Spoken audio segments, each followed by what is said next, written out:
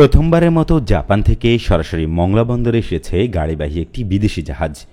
সকাল 7:30টার দিকে মালয়েশিয়ার পতাকাবাহী জাহাজ এমভি মালয়েশিয়া স্টার মংলা বন্দরের 6 নম্বর জেটিতে ভিড়েছে।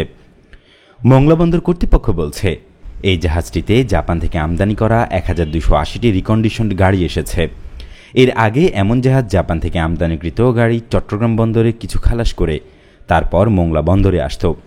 সেই সময়ের জাহাজগুলোতে 500 থেকে সর্বোচ্চ 700 গাড়ি আমদানি হয়েছে। কিন্তু পদ্মা সেতুর কারণে খরচ ও দূরত্ব কমায় আমদানিকারকেরা এখন সরাসরি মংলা বন্দর দিয়ে গাড়ি আনছেন।